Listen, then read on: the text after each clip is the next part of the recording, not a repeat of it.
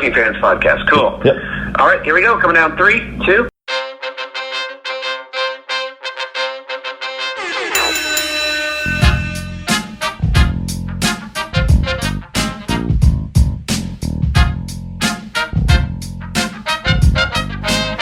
Welcome back for another week of the Working Fans Podcast. This is AJ. I'm the former wrestler. We've got Dave, the ultimate fan, here with us. As we do every week, our producer Joe likes to make us sound good and makes us look way more professional than we actually are.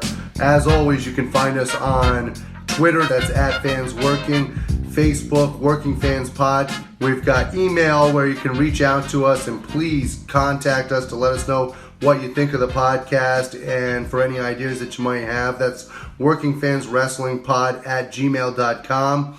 We're on Instagram where you can keep up with us at workingfanswrestling_pod. And then you can now listen to us on all major platforms, including Anchor.fm. We're on Google Podcasts, Spotify, Breaker, Overcast, Pocket Casts, Radio Public, Apple Podcasts, and you can actually check us out on YouTube. Now, it's important when you go onto the Apple Podcasts and YouTube, hit that subscribe button, give us a rating, let us know what you think so you can help us out and we can continue to do what we love and bring you guys in as fans. All right, so we'll do like what we just did, but except this time I'll hit record. The music got to me. What the fuck? But the music gets to us all.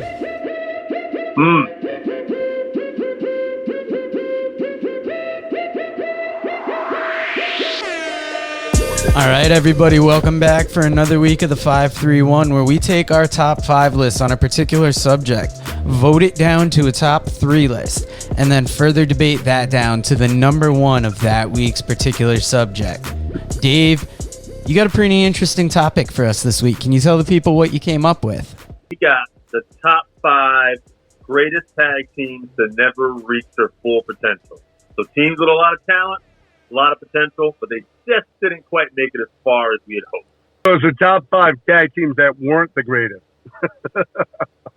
They had the greatest potential, though, by God. Sure. All right, Dave, why don't you give us the first list that kind of to give the people an idea of what we're looking at for a topic?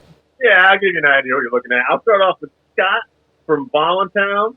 We got the Rockers because they technically never actually won the tag titles in the record book. It was never acknowledged. By WWE, I mean. I know AJ's going to talk about AWA, so let me beat that right there. The Hollywood Blondes, Hillman and Austin, Doug Furnas and Phil LaFon, and Paul London and Brian Kendrick. And I feel like Scott must have sent me another team, because that's only 4. So, Joe, well, you go with your list, and I'm going to go find out what Wait a minute. Before he goes with his list, I want to say something. Go ahead. Phil LaFon and Doug Furnas may not have reached their full potential with WWE, and this has not reached their full potential with WWE, to the best of my knowledge. The list that we're doing, they were absolutely incredibly over and were maybe one of the greatest tag teams in Japan of all time. So they did reach their potential, just not in an American market. I just want to touch that real quick. And I have to agree with the Rockers, too, because given Shawn Michaels' talent and Marty Jannetty's potential, they should have been a lot bigger, I think, than what they were. Plus, Marty Jannetty's willing to kill a motherfucker to get over. And for the record, I thought it was to not get his dick sucked. Or to not have to suck a dick. I don't know which way it works. Either way.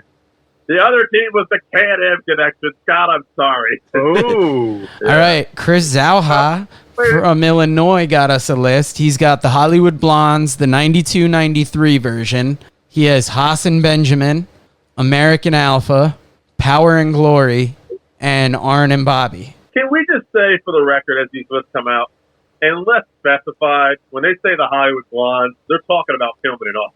Really? They're not talking about the 70s version of the Hollywood Blondes, huh? Well, because I know you might bring them up. So. I can't wait till AJ brings up the Hackenschmidt team. Yeah, I can definitely see that coming. You know, the one-off at the World's Fair in 19. All right, Dave. I do want to clarify. I do want to clarify one thing. There's a big difference between a team not reaching their potential because of injury or not reaching their potential, like I heard the Can-Am Connection mentioned. And the reason why the Can-Am Connection didn't work out was because Tom Zink left for WCW.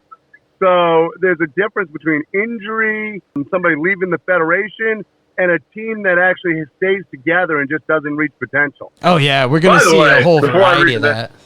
Before I read the next list, I just want to say a quick Tom Zink story if you never heard it. Tom Zink was working in the Mid-South territory, and his father had passed away. And he told Bill Watts, I just can't do this one shot. I'll be back in like 2 weeks. My father passed away. And Bill Watts responded, looking at this man with all the kindness and compassion in the world, said, I didn't know you were a flake. Get the hell out of here. And then apologized to the jobber who had to do the job to Tom Zink. I'm sorry I made you do that, boy. Bill Watts was a great man. Very humanitarian. He's still alive. He cared about his life. Yeah, he is. Also, I want to make sure that we realize, also not a racist. Right. Anyway, as Ron Simmons said, well, he didn't show me the hood. All right, Dave, who do you have next for a list? We got Jake from Grizzle, Jake St. John. Author and friend of the show. Hollywood Blonde.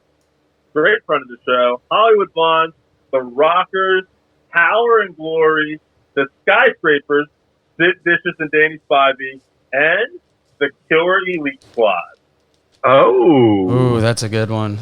Mm. All right, the next list I have is from Kenny Culler of Rockin' Randy's Rockin' Wrestling Group. He's got Eaton and Regal, Superheroes in Training, Chuck and Billy, and Team Angle. He only gave us 4. Dude, that Eaton and Regal is worth 2. That's worth 2. The Blue Blood. Absolutely love that. That's the second time that Eaton has shown up on the list as part of 2 different teams. He'll be showing up again. Dave, who do you have next? We got Zach St. John, the enforcer of the St. John, the baby brother. He's got the Hollywood Blonde, America's Most Wanted, which I really like that because Storm and Harris were also a very good team. Everybody always thinks about beer money, but Harris ended up leaving early to go to WWE and became Braden Walker. Well, that's another story. Pretty Wonderful, Paul Roma and Mr. Wonderful. That's a good one.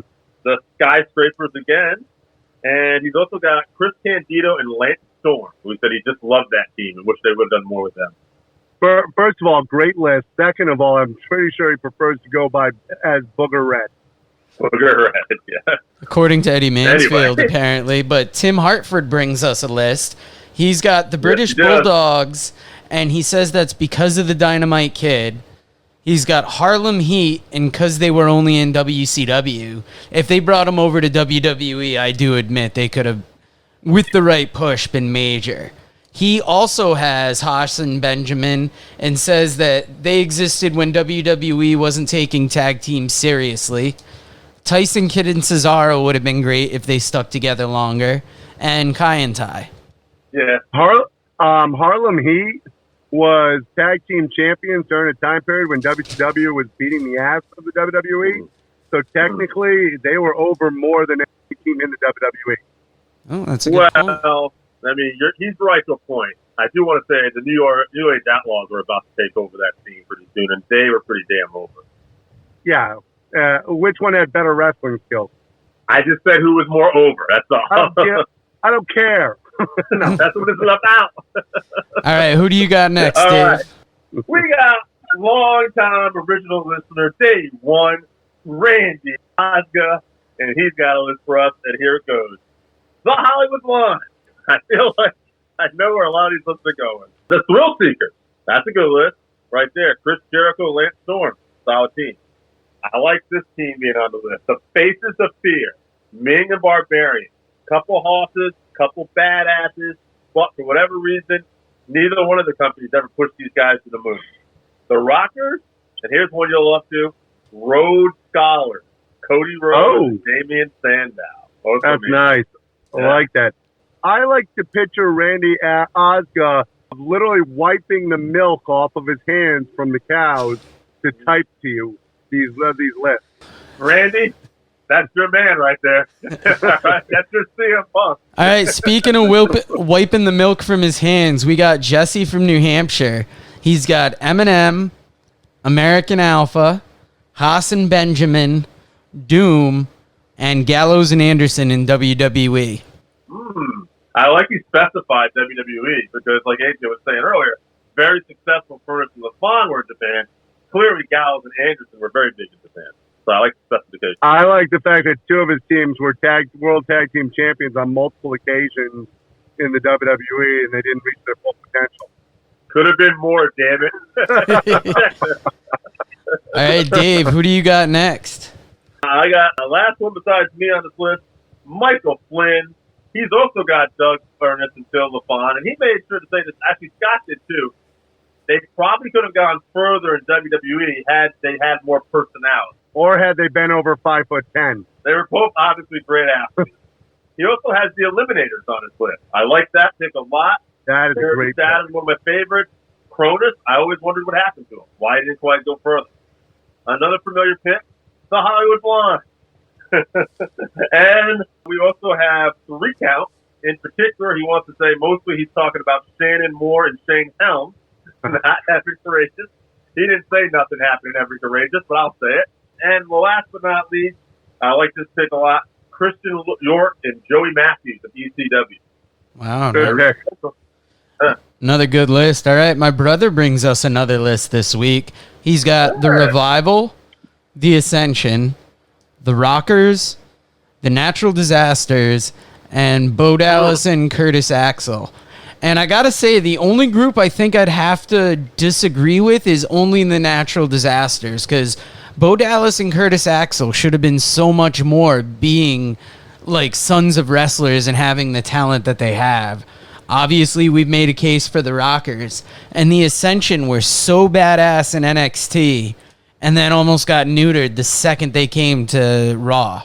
I'm going to put your brother over. I actually think, even though we're not going to see as many votes, that might have been the best list in terms of teams who actually didn't reach their full potential. Because there were a lot of teams there that didn't really get the pushes there. I would even argue the Natural Disasters, given their time period, given their size, and considering both men, at least Earthquake was in a main event program with Hulk Hogan.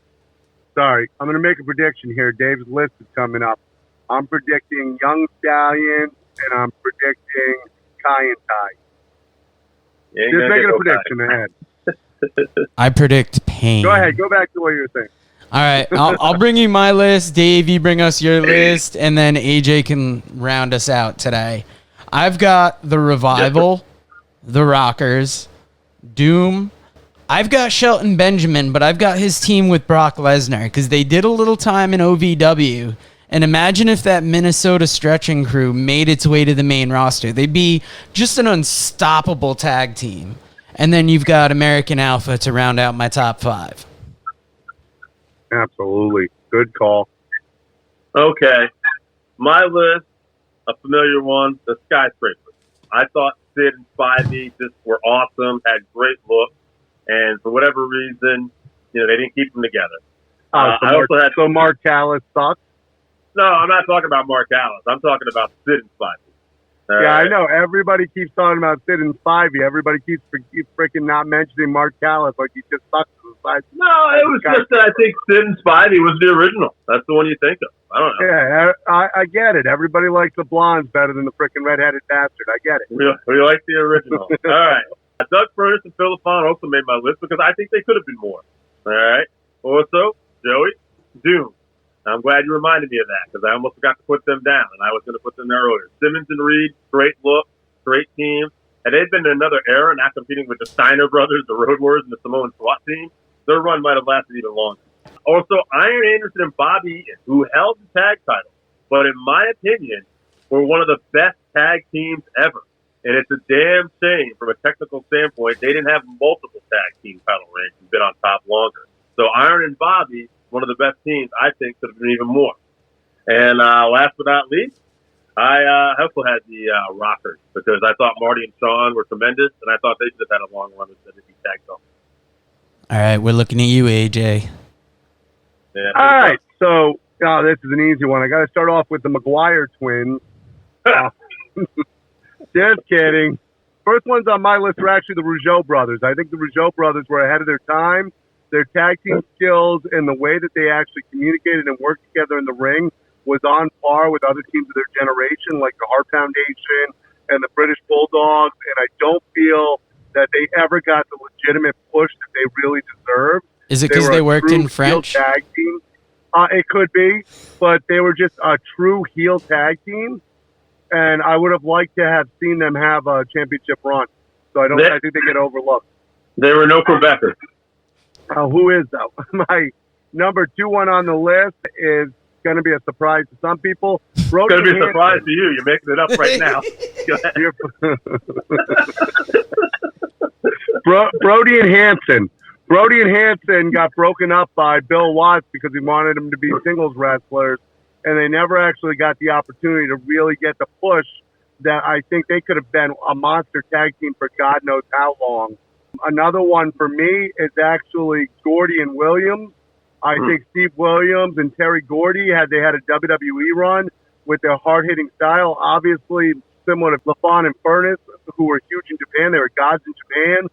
But if they had more of a WWE run, I think that they could have been one of the biggest tag teams of all time also. I agree with Doom. I think that Doom, had they not broken up too soon, were just absolutely tremendous athletes and could have been incredible. I think their best run, to be honest with you, is with women leading them.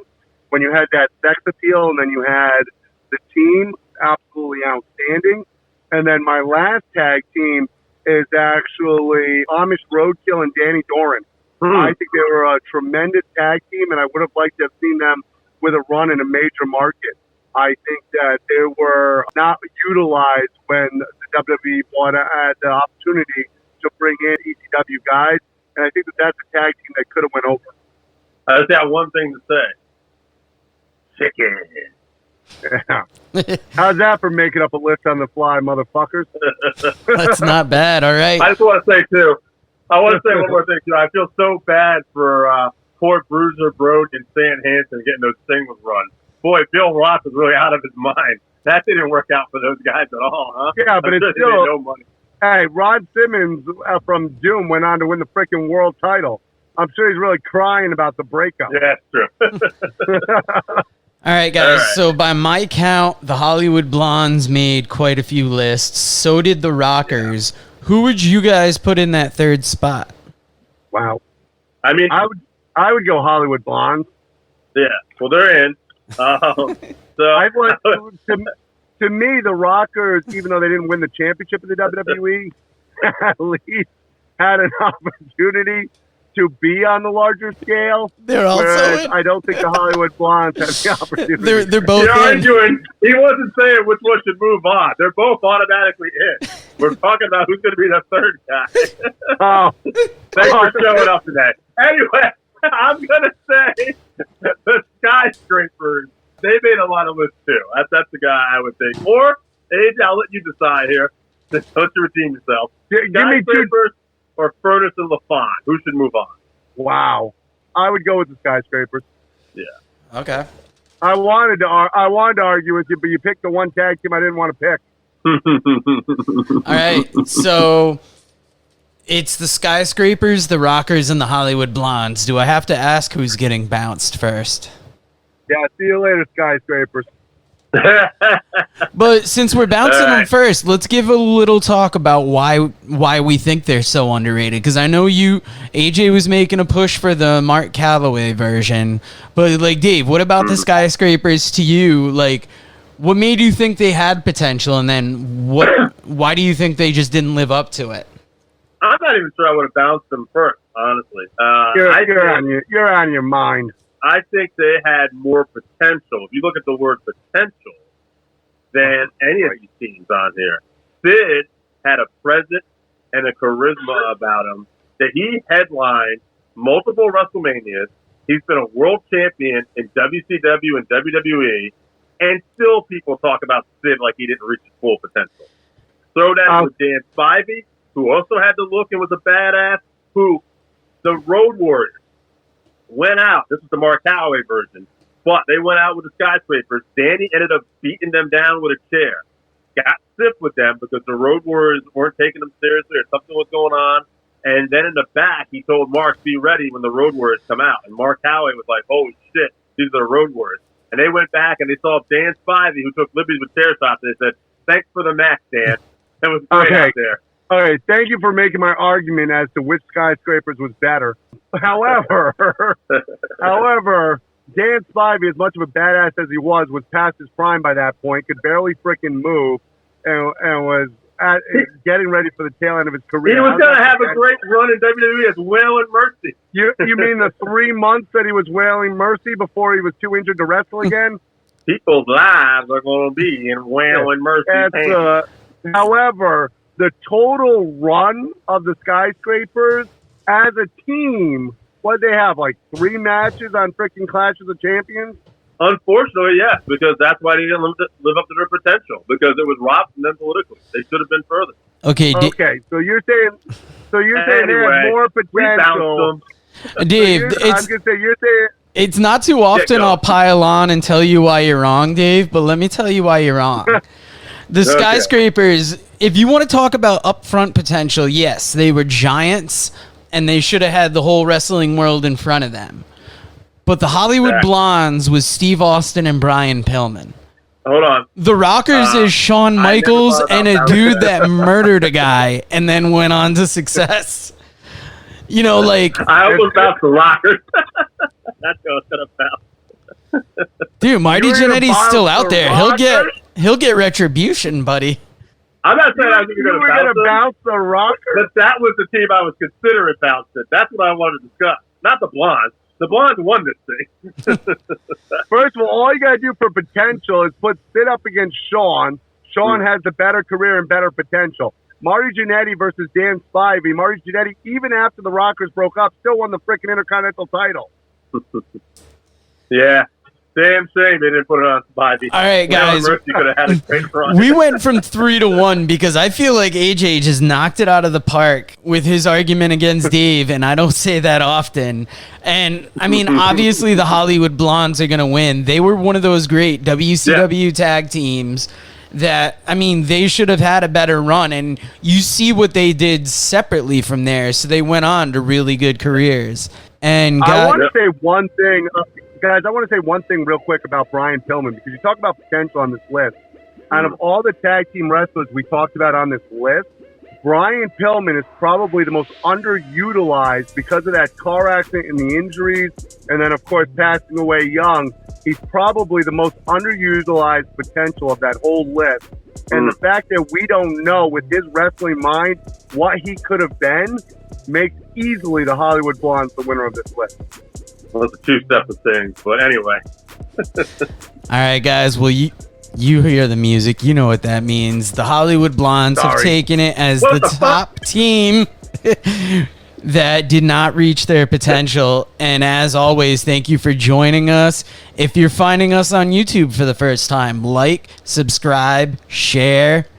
Shit, you're in India. Tell somebody that lives next door to you. We're a fan of you. Kai and Ty. Kai and Ty will never win it. Choppy. You guys have a good week. See you down the road. Guys, thank you for listening to the 531 here on YouTube this week. If you like what you hear, you can always find us on Anchor FM, Google Podcasts, Spotify, Breaker, Overcast, Pocket Cast, Radio Public, and on the Apple Podcast where you can subscribe and also give us a 5-star rating. We appreciate you listening. We want your feedback, 531, and if you agree with us, if you disagree with us, we also want you to let us know, and let us know what your 531 would be. Come up with a top 5 and let us know, and we'll tell you why you're wrong. And in order for us to do that, please contact us on Twitter. We're at Fans Working. Facebook page, Working Fans Wrestling Pod. Email workingfanswrestlingpod@gmail.com. It's very important that you actually contact us on these platforms because we want this to be your interactive place to talk wrestling.